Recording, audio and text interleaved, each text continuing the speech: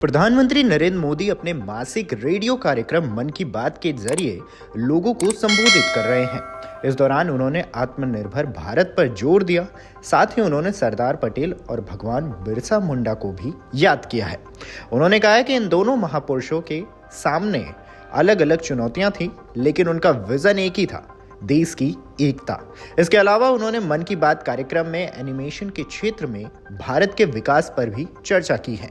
मन की बात के 115वें एपिसोड में प्रधानमंत्री नरेंद्र मोदी ने कहा है कि भारत ने हर युग में कुछ चुनौतियों का सामना किया।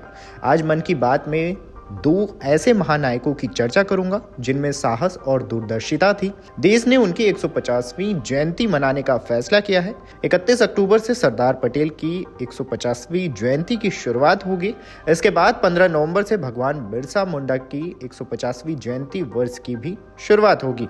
इन दोनों महापुरुषों के सामने अलग अलग चुनौतियां थी, लेकिन उनका विजन एक ही था, देश की एकता। इसके साथ ही पीएम मोदी ने कहा कि छोटा भीम की तरह ही हमारी दूसरी एनिमेटेड सीरीज कृष्णा, मोटू पतलू, बाल हनुमान के भी पूरी दुनिया में प्रशंसक हैं। भारत के एनिमेशन किरदार और फिल्में अपने कंटेंट और क्रिएटिविटी की वजह से पूरी दुनिया में पसंद की जा रही है। पीएम मोदी ने इस दौरान डिजिटल अरेस्ट का जिक्र किया।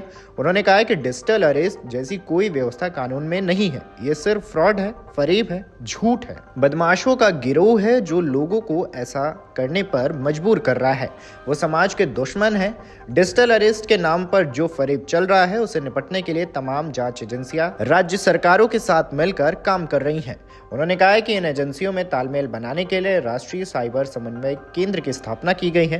प्रधानमंत्री नरेंद्र मोदी ने कहा है कि डिजिटल गिरफ्तारी के शिकार लोगों में हर वर्ग, हर उम्र के लोग शामिल हैं। डर के कारण लोगों ने अपनी मेहनत से कमाए लाखों रुपए गंवा दिए हैं। अगर आपके पास भी कभी ऐसा कोई फोन आए तो आपको डरना नहीं है।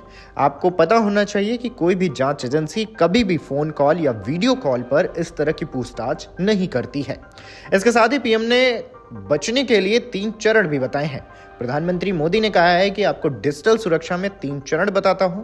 ये 3 चरण हैं: रुको, सोचो और एक्शन लो। कॉल आते ही रुको, घबराएं नहीं, शांत रहें, जल्दबाजी में कोई कदम न उठाएं, किसी को अपनी व्यक्तिगत जानकारी न दें, संभव हो तो स्क्रीनशॉट लें और रिकॉर्डिंग जरूर करें। दूसरे चरण की बात जो पीएम मोदी ने की है उसमें है सोचो, यानी कोई भी एजेंसी, सरकारी एजेंसी फोन पर ऐसे धमकी नहीं देती, न ही वीडियो कॉल पर पूछताछ करती है और न ही ऐसे पैसे की मांग करती है। अगर डर लगे तो समझिए कुछ गड़बड़ है। तीसरा चरण है एक्शन लो। राष्ट्रीय साइबर हेल्पलाइन 1930 डायल करें या cybercrime.gov.in पर रिपोर्ट करें। परिवार और पुलिस को सूचित करें, सबूत सुरक्षित रखें। इसके साथ ही पीएम मोदी ने एनिमेटेड सीरीज का जिक्र किया। मोटू पतलू, बाल हनुमान की पूरी दुनिया प्रशंसक है। पीएम मोदी ने कहा है, भारत की एनिमेटेड सीरीज, फिल्में और कंटेंट पूरी दुनिया में अपनी क्रिएटिविटी की वजह से पसंद की जा रही है। भारत एनिमेशन के क्षेत्र में दुनिया में क्रांति लाने की राह पर है। भारत का गेमिंग स्पेस भी तेजी से बढ़ रहा है। भारतीय खेल भी पूरी दुनिया में मशहूर हो रहे हैं। मन की बात में नरेंद्र मोदी ने कहा है कि त्योहारों के इस मौसम में हम सब आत्मनिर्भर भारत के इस अभियान को और मजबूत करते हैं। हम वोकल फॉर लोकल के मंत्र के साथ अपनी खरीदारी करते हैं। यह नया भारत है जहां make in India, make for the world बनाया गया है। उन्होंने कहा है कि हमें न सिर्फ भारत को आत्मनिर्भर बनाना है, बल्कि अपने देश को इनोवेशन के ग्लोबल पावर हाउस के रूप में भी स्थापित करना है। अगर आप ये वीडियो YouTube पर देख रहे हैं तो हमारे चैनल को सब्सक्राइब कर बेल आइकन दबाएं और Facebook पर देख रहे हैं तो हमारे पेज को लाइक करें। 8 मिलियन प्लस सब्सक्राइबर, आपके इस भरोसे के लिए बहुत धन्यवाद।